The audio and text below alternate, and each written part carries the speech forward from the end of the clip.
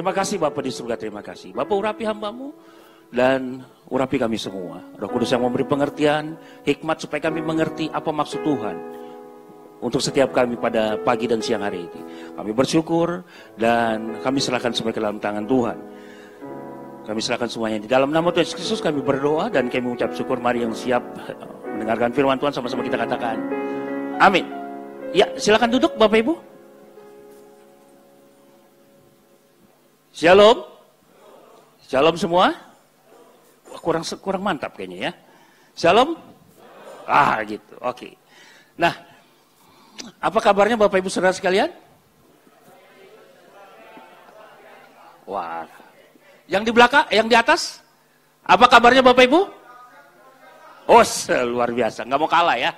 Nah, Bapak Ibu, hari ini kita mau berbicara tentang sesuatu dan Bapak Ibu tadi hambanya Pak Peri WL bilang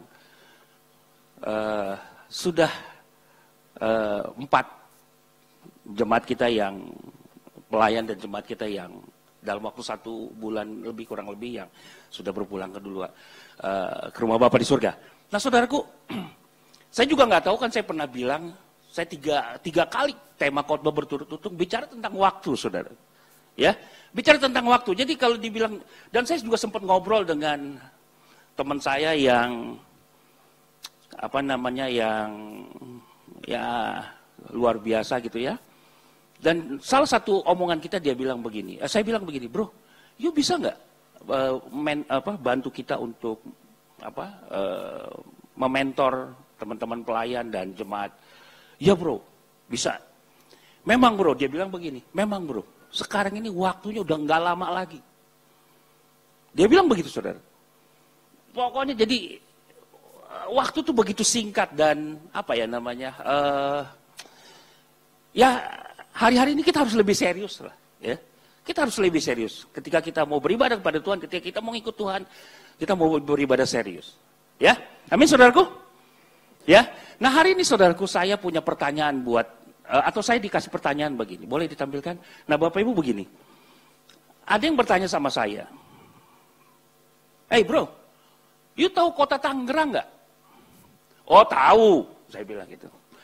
Kota Tangerang, karena saya besar di Tangerang, saya tahu setiap gang hampir seluruhnya, kecuali di daerah-daerah kabupaten saya mungkin kurang paham. Tapi dibilang kota Tangerang, saya tahu persis. Gang mana gang tikus, dan saya tahu yang namanya Taman Potret, saya tahu yang namanya ikon-ikon Jakarta, ada Jam Gede Jasa gitu ya.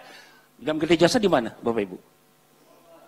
Dekat Tang City sana ya. Saya tahu juga yang jembatan Cisadane dan macam-macam saya tahu. Jalan Sukahati saya tahu, Jalan Tegal Sari saya tahu. Jalan Empang Bahagia saya tahu. Ya. Gita Kencana semua saya tahu. Kenapa? Karena saya besar dan lama di Tangerang dan sampai hari ini pun saya masih di Tangerang. Saya tahu persis jalan tikus kalau misalkan macet, kalau saya naik motor pasti sini tembusnya di sana. Saya tahu gitu ya. Nah, saudaraku, kemudian ada juga di Tangerang itu yang namanya Kampung Bekelir. Kampung Bekelir di mana? Nah, Babakan ya, di Cikokol sebelah marinya. Nah, Bapak Ibu tahu nggak ini jembatan apa nih? Tahu nggak jembatan apa? Salah. Ada yang tahu nggak jembatan apa? Ini jembatan Brandeng namanya.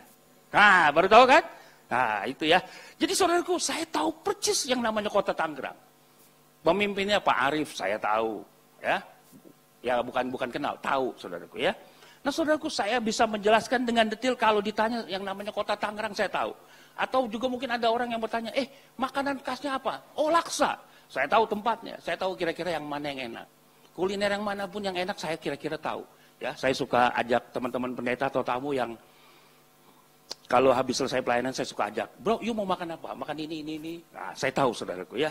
Nah, saudaraku, tetapi ada pertanyaan kedua. Ada pertanyaan yang kedua yang ya ini ikon juga, salah satu ikon kota Tangerang. Ya, ini dibangun sudah hampir 100 tahun, mungkin lebih kali ya, tahun 1800-an sekian kalau nggak salah. Ini adalah ikon kota Tangerang, saudara. Ini apa? Pintu R10 ya, Bedeng Sengego ya. Pasti Bapak Ibu tahu. Jadi saudaraku, ketika ditanya, bro, you tahu kota Tangerang? Tahu, saya bisa menjelaskan dengan detail. Kenapa? Karena saya besar dan bertumbuh di sana. Di sini ya. Nah saudaraku, tetapi ada pertanyaan kedua yang kalau misalkan dikasih pertanyaan, bro, you tahu Tuhan Yesus? Oh tahu, kan saya pernah belajar. Tuhan itu maha tahu, Tuhan itu maha hadir, Tuhan itu penyembuh, gitu ya. Pokoknya kan saya pernah belajar, kira-kira begitu saudaraku. Saudaraku, dari dua jawaban ini, saudaraku ada melihat ada sesuatu nggak? Yang mana saya bisa menjelaskan secara detail, tetapi satu sisi kedua, pertanyaan kedua, saya cuma bisa bilang, iya, saya tahu, kan saya pernah belajar. Saya tahu Tuhan itu penyembuh. Saya tahu Tuhan itu maha hadir. Saya tahu Tuhan itu, apa lagi, maha besar, maha tahu, dan sebagainya, dan sebagainya. Tapi saya nggak bisa menjelaskan secara detail. Nangkep nggak Bapak Ibu? Ya, saudaraku, dua pertanyaan ini menggelitik saya. Jangan sampai kita jadi orang Kristen, saudaraku. Tuhan nggak kenal kita. Atau kita nggak kenal Tuhan dengan baik. 1 Korintus 8 ayat 3. Tetapi orang yang mengasihi Allah, ia dikenal oleh Allah. Halo. Saya ulang, saudaraku. Saya kenal Pak Yakub. Tetapi saya percaya yang lebih mengenal Pak Yakub adalah istrinya, Ibu Nani. Saya cuma tahu, cuma sebatas kenal. Oh, Pak Yakub orangnya sekian. Tapi istrinya pasti lebih tahu. Oh, dia nggak suka kalau makanannya pedas. Dia kalau tidur ngorok misalkan begitu. Ya, sampai hal baju pun istrinya pasti lebih tahu. Yes, itu mengenal. Tapi kalau saya cuma tahu dong, Pak Yakub perawakannya sekian. Oh, rambutnya lebih banyak dari saya misalkan begitu ya. Cuma tahu segitu aja. Oke, saudaraku? Hari ini saya mau bawa buat Bapak Ibu berpikir dengan baik. Supaya kenapa? Supaya pengenalan kita tentang Tuhan itu jauh lebih baik. Ya, 1 Korintus 8 ayat 3 tadi saya bilang. Tetapi orang yang mengasihi Allah, ia dikenal oleh Allah.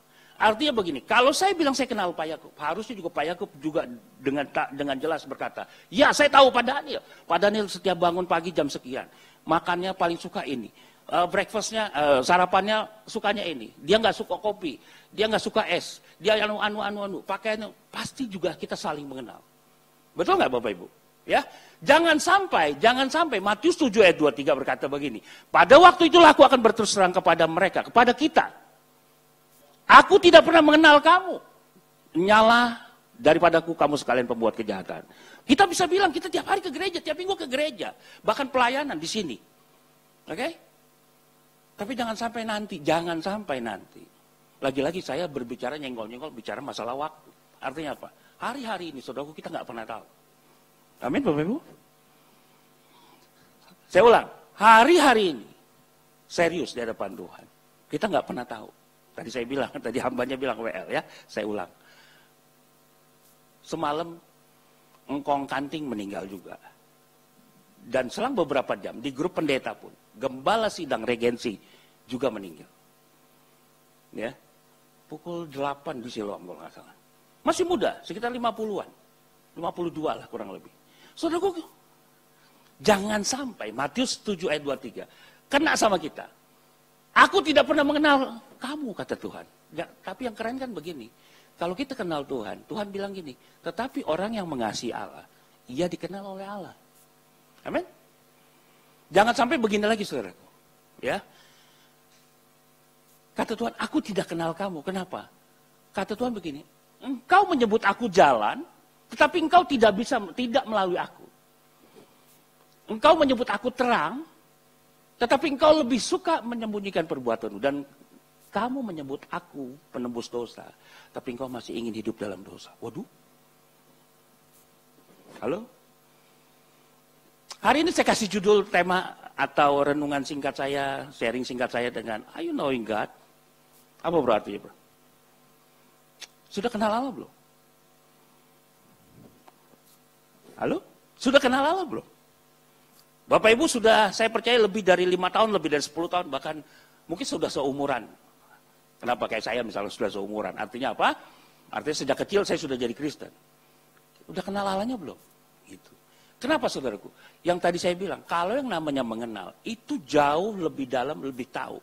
Ya, bukan sekedar kita tahu siapa Tuhan. Oh iya, saya kan sudah belajar. Saya tahu Tuhan itu maha hadir. Saya tahu Tuhan itu maha penyembuh. Saya tahu Tuhan itu dan sebagainya. No. Bukan itu, saudaraku. Tapi yang namanya mengenal itu ada satu hubungan intim yang benar dengan Tuhan. Dan ketika hubungannya baik, dan setiap hari ketika hubungan kita baik, pasti ada pengalaman pribadi. Nah, ketika hubungan baik itu ada pengalaman pribadi, pasti ada yang namanya buah. Setuju nggak Bapak Ibu? Setuju nggak Bapak Ibu? Pasti ada yang namanya buah. Dan seringkali saya bilang, orang Kristen nggak perlu nginjil susah-susah, ngelihat kelakuan kita aja pasti mereka akan bertanya-tanya. Kok gue lihat lu nggak pernah sedih ya? Kok gue lihat lu kayaknya habis susah ekonomi tapi kok nggak pernah ngeluh, tetap sukacita. Pasti orang akan bertanya. Betul nggak? Daripada kita menginjil capek-capek setengah mati tapi ngelihat kelakuan kita enak, saudara. Sekali lagi, yang namanya mengenal punya hubungan yang baik, punya hubungan yang intim dengan Tuhan. Dan ketika punya hubungan yang ini pasti ada buahnya. Ketika ada buahnya, orang lain akan melihat. Apa buahnya? Buah yang dimaksud adalah apa? Buah pertobatan. Lagi-lagi, serius di hadapan Tuhan. Ya, punya buah pertobatan. Ketika kita sudah mengenal Tuhan, kita berhubungan terus sama Tuhan, kita baca firman Tuhan, kita doa sama Tuhan, pasti Tuhan juga kenal sama kita. Oke?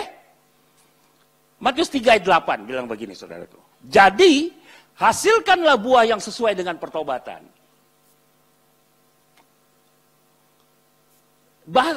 Terjemahan bahasa Indonesia sehari-hari di bawahnya, saudaraku. Ya, ini saya BIS, bahasa Indonesia, terjemahan bahasa Indonesia, Alkitab bahasa Indonesia sehari-hari. Kita baca sama-sama yuk. 1, 2, 3.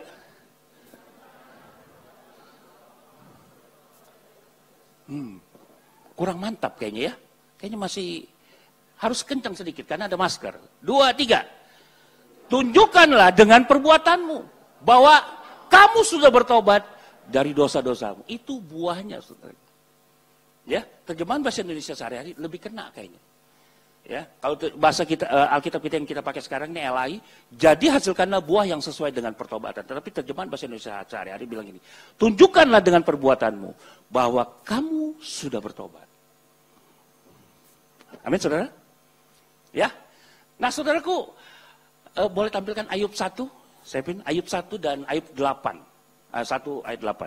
Nah, saudaraku, cerita tentang Ayub. Ayub orang yang luar biasa, ya. Orang yang mengenal Tuhan dan Tuhan juga kenal banget dengan Ayub. Betul nggak Bapak Ibu? Nanti baca ya ayat 1. Saya lompat aja ayat 1 dan 8, langsung 8. Saudaraku, Alkitab berkata tidak ada orang yang saleh di tanah. Kita baca saja, saudaraku ya. Ayub 1 ayat 1. Ada seorang laki-laki di tanah Uz bernama Ayub. Orang itu saleh dan jujur. Ia takut akan Allah dan menjauhi kejahatan. Ayat 8, langsung lompat. Ayat 8 ya saudara. Ya. Lalu bertanyalah Tuhan kepada iblis. Tuhan bilang begini. Ini ceritanya lagi ngobrol sama iblis. Alkitab bilang begini. Apakah engkau memperhatikan hambaku Ayub? Sebab tiada seorang pun di bumi seperti dia. Yang demikian saleh dan jujur, yang takut akan Allah dan menjauhi kejahatan. Saudaraku, yang ngomong siapa? Yang ngomong siapa? Tuhan yang ngomong. Dan Tuhan bilang, enggak ada seorang pun di bumi. Saudaraku lihat, kalau Tuhan ngomong begitu, iblis, kamu lihat Pak Wid gak? Kamu lihat Widayanto gak? Tidak ada orang yang sesaleh dia di muka bumi. Waduh, keren banget. Iblis, kamu lihat gak? Daniel, orang yang saleh di dunia. Wih, keren banget saudaraku. Betul gak?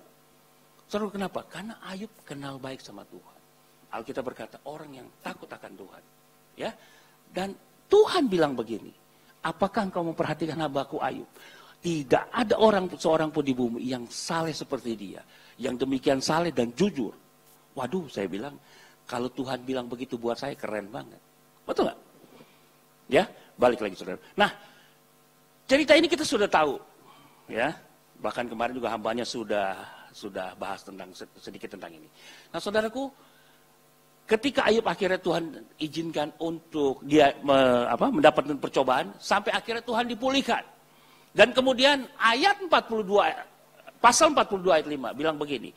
Hanya dari kata orang saja aku mendengar tentang kau. Tetapi sekarang mataku memandang kau. Padahal Tuhan bilang, Ayub itu sudah keren banget.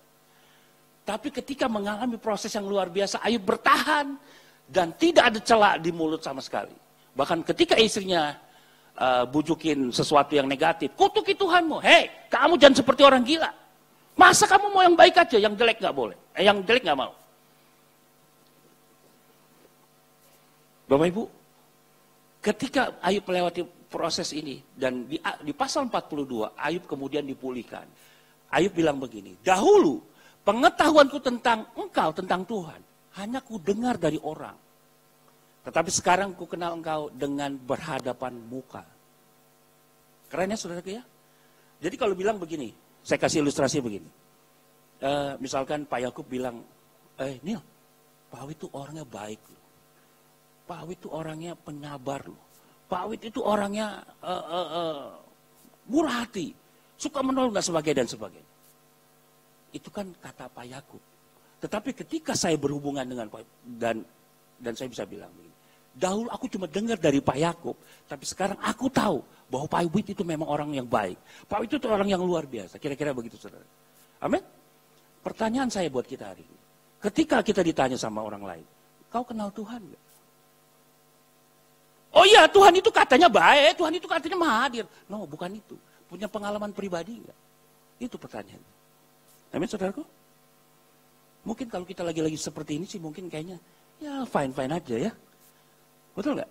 Tapi ketika kita menghadapi sesuatu yang sulit buat kita, masih kita bisa berkata bahwa Tuhan itu tuh, bahwa Yesus itu adalah Tuhan atau enggak? Oke?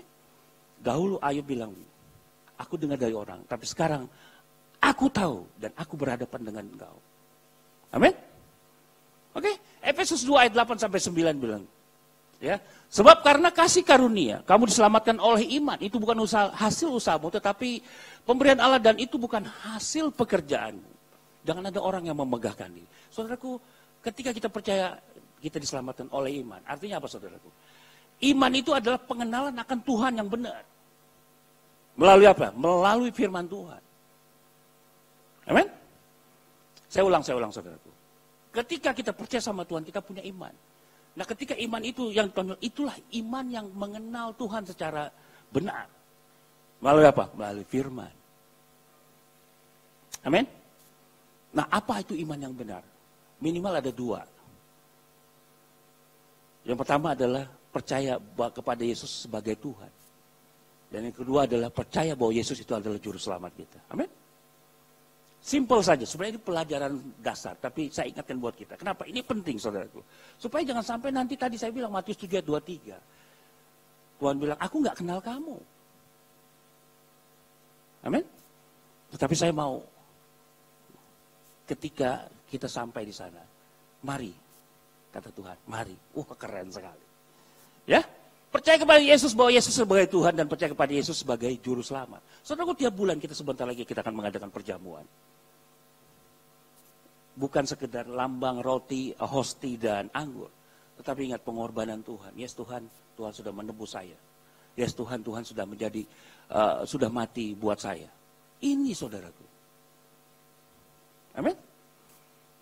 Mengenal Allah itu berarti apa? Mengenal firman-Nya. Pertanyaan saya begini, komitmennya masih jalan nggak? Komitmen baca Alkitabnya masih jalan nggak? Mungkin Bapak Gembala sudah lupa, nggak perlu diingetin. Tapi saya ingetin hari ini. Komitmennya jalan nggak? Siapa yang masih jalan? Luar biasa. Ada yang masih jalan? Komitmennya masih jalan. Mengenal Allah berarti mengenal firman-Nya. Belajar baca firman. Nggak ngerti, baca aja dulu. Nggak apa-apa, nanti Tuhan pasti akan kasih sesuatu pengertian buat kita. Amin? Bagaimana? Saya bilang begini, saya ulang lagi. Bagaimana saya bisa kenal Pak Yakub dengan baik? Ngobrol aja jarang. Ketemu aja jarang. Bagaimana saya bisa kenal baik Pak Yakub? Betul? Bagaimana saya bisa kenal Bapak Ibu Saudara sekalian? Kita ketemu aja cuma seminggu sekali. Ya artinya apa? Berdoa seminggu sekali. Artinya apa? Baca firman saya ingat saya. Hanya baca renungan itu kira-kira makan kuaci lah, kira-kira begitu. Ya. Jadi cuma ngemil kira-kira begitu. Hari ini saya ingetin buat kita semua. Kenal Tuhan dengan baik. Melalui apa? Kenal firman-Nya. Minimal ada 3 syarat yang harus kita ini. Supaya kita kenal. Yang pertama adalah berdoa dengan hati yang jujur. Oh ternyata ada doa yang nggak jujur. Ya, nantilah kita bahas ya, waktunya saudara nggak cukup. Ternyata belajar berdoa dengan hati yang jujur. Dan digerakkan oleh Roh Kudus. Yang kedua, baca firman. Baca, renungin, dan pahami. Yang ketiga, lakukan firman. Artinya apa? Jadi pelaku firman. Ya, saya lucu kalau sudah jadi level pelayan, sudah jadi jemaat yang cukup lama beribadah, ketika dikasih tahu masih tersinggung. Ketika dikasih tahu, masih ngambek. Lucu saudaraku ya. Saya percaya tahun depan, gereja kita 50 tahun, kita akan mengadakan ulang tahun yang ke-50 tahun. Saya percaya semua bukan sekedar umur, tapi adalah bahwa jemaat gereja Peser Baru pun juga menjadi dewasa. Amin? Yang di atas amin? Wah luar biasa. Saudaraku yang di atas penuh balkonnya. Ya, saudaraku hari-hari gini, udah jangan kayak anak kecil lagi. Belajar mengenal Tuhan dengan baik. Oke? Berdoa. Baca firman. Jadi pelaku firman. Amin saudaraku? Nah, saya tutup dengan satu cerita ini saudaraku ya. Jadi saudaraku saya rangkum sharing firman saya. Belajar mengenal Allah dengan baik. Bukan sekedar tahu. Contoh jadi Ayub. Sampai Tuhan bilang, Tuhan yang ngomong. Jadi kebanggaan Tuhan. Hei, kamu lihat nggak Ayub? Tidak ada orang pun, seorang pun di bumi seperti Ayub. Nah saudaraku, bagaimana supaya kita bisa mengenal? Berdoa dengan baik. Dengan jujur. Baca firman, jadi pelaku firman. Nah saudaraku, saya tutup dengan satu cerita. Ya, ini adalah seorang wanita. Ya, nah saudaraku, kejadiannya 20 tahun yang lalu. Ya, kejadian 20 tahun yang lalu. Ini saya iseng-iseng, saya pikir saya dapat satu ilustrasi, satu gambaran. Ya, waktu mau dapetin Dea, ya, waktu mau dapetin Dea, ini anak saya yang pertama, saudaraku. Ya, sekarang sudah kuliah. Nah, saudaraku, 20 tahun yang lalu, tahun 2000, ya. Jadi ketika habis menikah, padahal kita baru beberapa bulan, belum setahun, saudaraku ya. Setiap yang namanya anak gembala, ya. Setiap pulang dari gereja selalu ditanya, udah belum, udah belum, udah belum. Maksudnya udah hamil belum, gitu, saudaraku ya. Saudaraku tahu nggak? Ya mungkin bapak ibu nggak ada yang tahu. Setiap pulang nangis, saudaraku di kamar. Sekali 2 kali saya diamin, lama-lama saya jengkel juga, saudaraku. Padahal saya nggak pernah nanya. Cuman yang namanya anak gembala. Begitu ditanya, Linda sudah belum? Sudah hamil belum? Sudah hamil? Selalu ditanya begitu. Saya pikir mungkin ibu-ibu yang lain mungkin pasti punya pengalaman yang sama kalau pasti ada sesuatu yang bergejolak gitu ya. Dan setiap pulang nangis. Lama-lama kan namanya kita hidup berdua ya. Lama-lama saya jengkel juga. Sampai saya bilang begini, hei, kalau kamu masih nangis saja, baik kamu gak usah ke gereja. Gak usah berdoa, saya bilang begitu. Saya marah, saudara. Marahnya dalam arti begini. Kalau berdoa pinter nih. Tuhan, biar kehendak Tuhan yang jadi. Biar kehendak Tuhan yang jadi. Kita percaya itu waktu Tuhan yang terbaik dan sebagainya. Betul nggak? Kelihatannya keren, kelihatannya rohani. Tapi ketika menghadapi itu, nggak kuat, saudara. Nangis. Sampai saya marah dan saya bilang begini. Kalau gitu besok nggak usah berdoa. Kamu bilang, sesuai dengan kehendak Tuhan, rencana Tuhan yang jadi. Kenapa kamu, setiap orang tanya, kenapa ambil pusing dengan orang lain? Saya omelin ya, saudaraku ya. Saudaraku ternyata memang kadang-kadang ini hanya ilustrasi, saudaraku. Artinya begini, kadang-kadang ketika kita tidak ada masalah, kita gampang berdoa, betul nggak ya? Kehendak Tuhan yang jadi. Waktu Tuhan belum. Nanti rencana Tuhan yang terbaik dan sebagainya. Tapi ketika kita menghadapi, masih benar nggak kita mengaku bahwa Yesus adalah Tuhan? Bahwa kita berdoa kepada orang yang kepada sesuatu yang benar. Amin. Amin, saudaraku. Ya, jadi ketika nggak ada masalah kita bilang, Tuhan baik dan sebagainya. Tapi ketika ada satu masalah, benar nggak kita masih tetap pegang bahwa Tuhan itu baik? Amin. Ya, saudaraku, ternyata setahun kemudian dapat. Sekarang sudah kuliah. Saya bilang cerita 20 tahun yang lalu. Ini hanya ilustrasi, saudara. Mungkin bapak ibu pernah mengalami hal yang sama. Ya. Tapi satu hal, saudaraku, kita belajar hari ini. Ya. Belajar mengenal Tuhan. Saya percaya kalau tadi saya bilang, kalau Om Wit saya tahu orangnya baik, saya nggak perlu takut ketika saya minta pertolongan sama Om Wit, Om Wit pasti akan tolongin saya. Misal kira-kira begitu, saudara. Ya. Tapi hari ini saya mengajak buat kita belajar mengenal Tuhan dengan baik. Ya. Sekali lagi, hari-hari ini, Ini sudah mendekati hari-hari akhir. Artinya supaya kita serius, saudaraku. Amin. Nah, saudaraku, kita dapat mengalami kehadiran Tuhan yang penuh kuasa, bahkan di tengah badai kehidupan yang sedang menerjang kita. Ya, hari-hari ini sekali lagi tadi Pak Peri sebagai namanya yang berkecimpung di dalam marketplace, ya saya juga sama. Ya, saudaraku, hari-hari ini memang tantangan luar biasa. Tapi saya ingatkan buat kita semua, belajar mengenal Tuhan dengan baik, belajar mengenal Tuhan dengan lebih sungguh-sungguh, dan percaya bahwa Yesus adalah Tuhan. Artinya apa?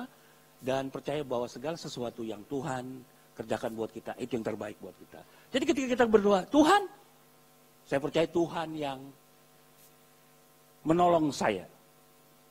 Tuhan yang akan selalu menuntut saya dan selalu memberkati saya. Amin? Dan yang penting adalah ketika kita kenal Tuhan dengan baik, Tuhan kenal sama kita. Halo? Saya ulang ya. Yang terpenting adalah ketika kita berhubungan kenal baik, Tuhan juga kenal sama kita, itu yang keren.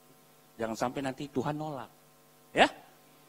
Ini adalah doa. Tuhan Yesus, aku berdoa biar jemaat Pasal Balu bisa kenal Tuhan Yesus dengan benar. Ini waktu saya masih kecil, saudara, ya. Amin? Ya? Sekali lagi, renungan singkat buat kita semua. Ketika kita sudah ditebus oleh Tuhan, dan hari ini kita mengadakan perjamuan, ingat, Tuhan sudah berkorban buat kita. Dan Tuhan sudah merelakan nyawanya buat kita, untuk menebus dosa kita. Jadi hari ini, firman Tuhan yang menegur, menasihati kita. Tetap kita lebih mengenal Tuhan dengan baik. Dan lebih serius ketika kita dipercayakan untuk beribadah dan melayani Tuhan. Terima kasih, Tuhan Yesus memberkati.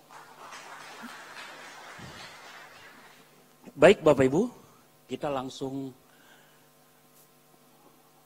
akan mengadakan perjamuan kudus. Bapak Ibu sudah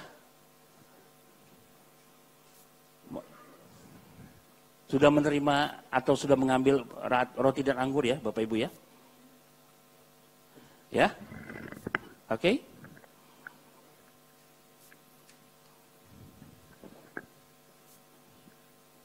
Saudaraku, saya ingatkan sekali lagi bahwa setiap bulan kita mengadakan perjamuan suci, perjamuan kudus, bukan hanya sekedar mengingat kematian Tuhan, tapi saudaraku, kita coba membayangkan ketika Tuhan betul-betul telah menebus kita dari dosa, mengangkat kita dari lumpur dosa, dan menebus kita ketika harusnya kita yang mati, dan Tuhan yang gantikan kita. Amin, saudaraku. Nah, saudaraku, mari kita bangkit berdiri dan kita akan mengadakan perjamuan. Saudaraku, saya kasih waktu untuk membuka segelnya dulu.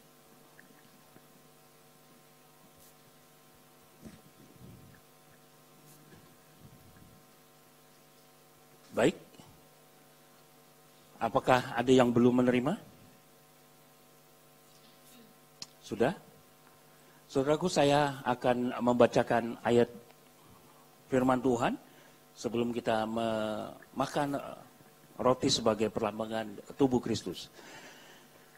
Sebab setiap kali kamu makan roti ini dan minum cawan ini, kamu memberitakan kematian Tuhan sampai Ia datang. Jadi barang siapa dengan cara yang tidak layak makan roti atau minum cawan Tuhan, ia berdosa terhadap tubuh dan darah Tuhan.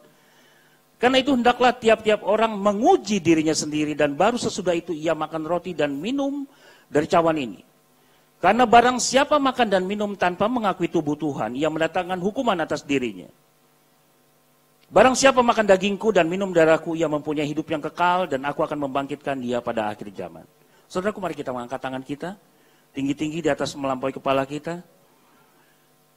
Sebab apa yang telah kuteruskan kepadamu, telah kuterima dari Tuhan, yaitu bahwa Tuhan Yesus pada malam waktu ia diserahkan mengambil roti dan sesudah ia mengucap syukur atasnya, ia memecah-mecahkannya dan berkata, inilah tubuhku yang diserahkan bagi kamu, perbuatlah ini menjadi peringatan akan aku. Bukankah roti yang kita pecah-pecahkan adalah persekutuan dengan tubuh Kristus? Mari kita makan di dalam nama Tuhan Yesus Kristus.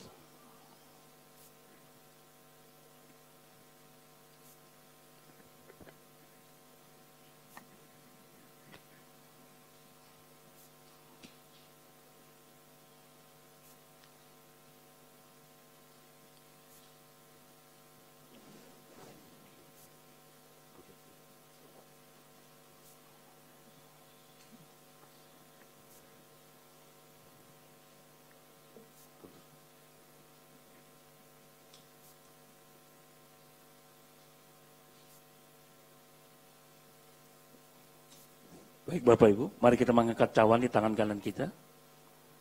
Demikian juga ia mengambil cawan, sesudah makan lalu ia berkata, cawan ini adalah perjanjian baru yang dimateraikan oleh darahku, perbuatlah ini setiap kali kamu meminumnya, menjadi peringatan akan aku. Saudaraku, bukankah cawan pengucapan syukur yang atasnya kita ucapkan syukur adalah persekutuan dengan darah Kristus? Semua berkata, amin.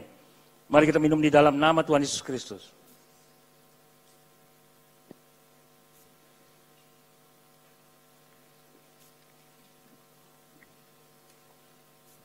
Mari kita berdoa.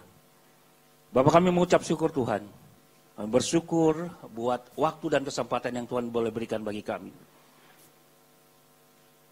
Kalau kami boleh mengadakan perjamuan kudus mengingat akan kematian Engkau Tuhan.